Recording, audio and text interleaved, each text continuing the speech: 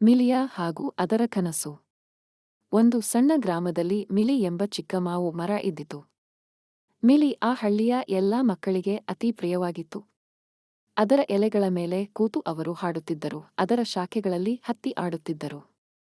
ಮಿಲಿಯ ಕನಸು ಮಾತ್ರ ಬೇರೆಯದೇ ಆಗಿತ್ತು. ಅದು ದೊಡ್ಡ ನಗರವೊಂದಕ್ಕೆ ಹೋಗಿ ಅಲ್ಲಿನ ಜನರ ಸಂತೋಷ ನೋಡಬೇಕು ಎಂದುಕೊಂಡಿತ್ತು. ಆದರೆ ಮಿಲಿಯ ಗೆಳೆಯರು ಹಾಗೂ ಹಳ್ಳಿ ಜನರು ಬೇರೆಯ ಎಲ್ಲಿಯೂ ಹೋಗಬೇಡ ಎಂದು ಹೇಳುತ್ತಿದ್ದರು. ನೀನು ನಮ್ಮ ಹಳ್ಳಿಯ ಜೀವ, ನಿನ್ನಿಲ್ಲದೆ ನಾವು ಏನು ಮಾಡೋಣ ಅಂತಲೆಂದು ಅದನ್ನು ತಡೆಹಿಡಿದರು. ಆದರೆ ಮಿಲಿ ತನ್ನ ಕನಸು ನನಸು ಮಾಡಲು ನಿರ್ಧರಿಸಿತ್ತು. ಒಂದು ದಿನ ಮಿಲಿಯ ಬಳಿ ಒಂದು ಪಾರಿವಾಳ ಹಾರಿಕೊಂಡು ಬಂತು. ನಾನು ನಿನಗೆ ಸಹಾಯ ಮಾಡುತ್ತೇನೆ ಮಿಲಿ. ನಾನು ನಿನ್ನ ಬೇರಿನಿಂದ ಕಟ್ ಮಾಡಿ ನಿನಗೆ ಚಕ್ರಗಳನ್ನು ಹೊಂದಿಸುತ್ತೇನೆ, ನೀನು ನಗರಕ್ಕೆ ಹೋಗಬಹುದು ಎಂದು ಹೇಳಿತು.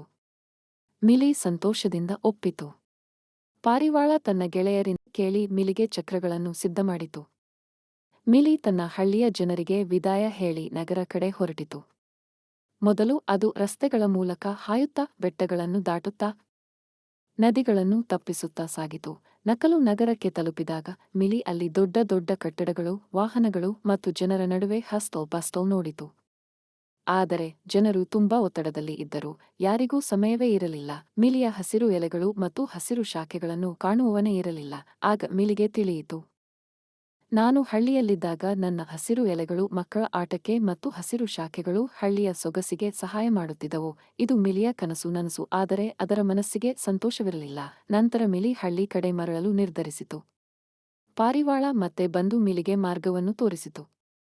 ಹಳ್ಳಿಗೆ ಮರಳಿದಾಗ ಎಲ್ಲರೂ ಮಿಲಿಯನ್ನು ಪರಸ್ಪರ ಭಾವದಿಂದ ಸ್ವಾಗತಿಸಿದರು. ಮಿಲಿ ಅಂದುಕೊಂಡಿತು, ನಾನು ಈಗ ನನ್ನ ಜಾಗದಲ್ಲಿ ಮಾತ್ರ ಸಂತೋಷವಾಗಿರುತ್ತೇನೆ. ಆ ದಿನ ಮಿಲಿ ತನ್ನ ಹಸಿರು ಶಾಖೆಗಳಲ್ಲಿ ಹಳ್ಳಿ ಮಕ್ಕಳ ಆಟವನ್ನು ನೋಡಿ ಸಂತೋಷದಿಂದ ಕಾಲ ಕಳೆದಿತು. ಈ ಕತೆ ನಮಗೆ ಕಲಿಸುತ್ತದೆ, ನಮ್ಮ ಕನಸುಗಳನ್ನು ಅನುಸರಿಸುವುದು ಮಹತ್ವದಾದರೂ ನಿಜವಾದ ಸಂತೋಷ ನಮ್ಮ ಹತ್ತಿರವೇ ಇದ್ದಿದೆ. ಅದು ನಮ್ಮ ಮನಸ್ಸು ಗುರುತಿಸಬೇಕು.